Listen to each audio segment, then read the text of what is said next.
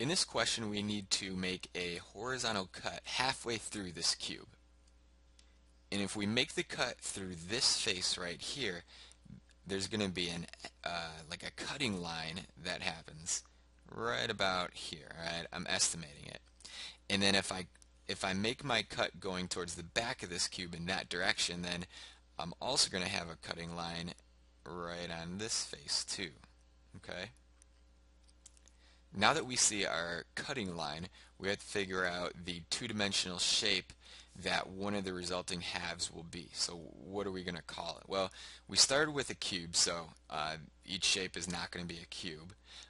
But to help us, to help me explain what's happening here, let's just say that the side of the cube here is going to be 4 inches. Well, if the side of the cube is 4 inches and we're cutting it in half, then this edge right here is going to be 2 inches, and then this edge down here is going to be 2 inches. So what I'm getting at is I want to figure out what this face is right here. Okay?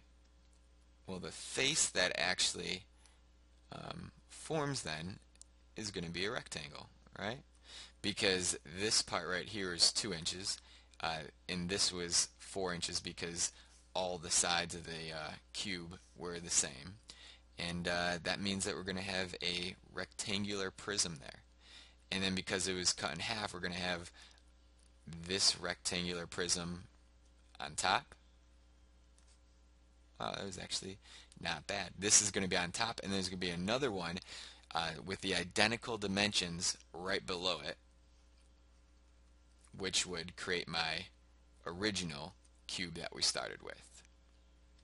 So the shapes that are going to form would be two rectangular prisms. In this question, we have a pill in the form of a traditional capsule, and we need to cut it up into 3 different shapes, and 2 of those shapes are going to be identical, and they're all going to be 3-dimensional. So to help me figure this out, imagine we had this pill sitting on a kitchen table, right? And you're looking straight down at this pill. The pill would probably take the form of something that would kind of look like this. Okay, not a great sketch, but you get the idea of it. It's a pill that we're looking straight down at. Okay, now imagine if I cut the pill right there and I cut the pill right there. Okay, in the middle, the middle piece that I have, that's going to be a cylinder, right?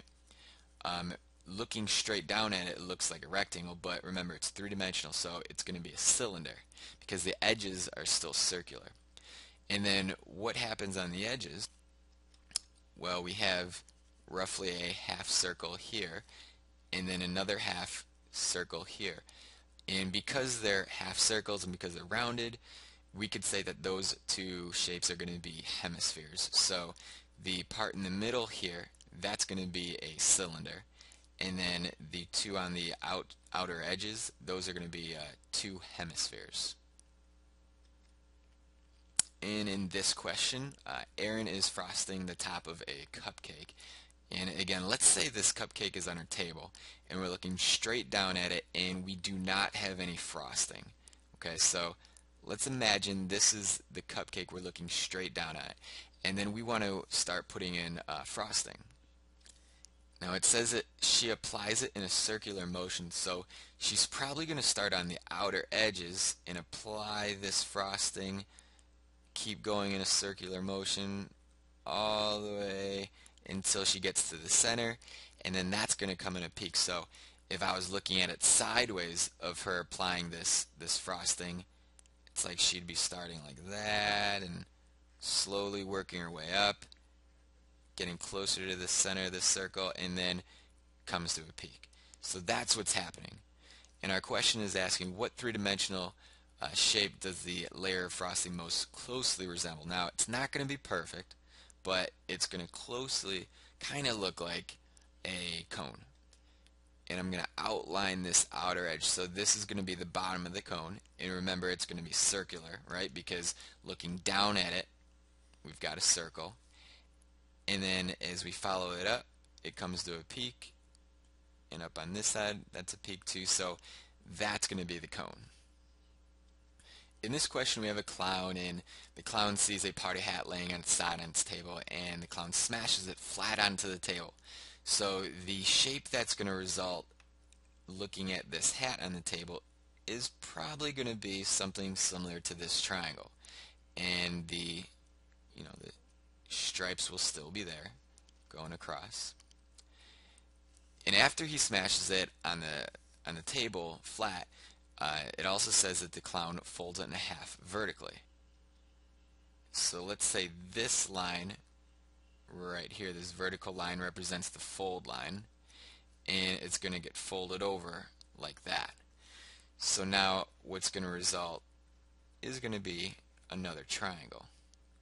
But because it's going to be a perfect fold on this vertical line here, what happens is a right angle is formed down here that's going to be 90 degrees. So this isn't just any triangle, it's going to be a right triangle or a triangle with 90 degrees.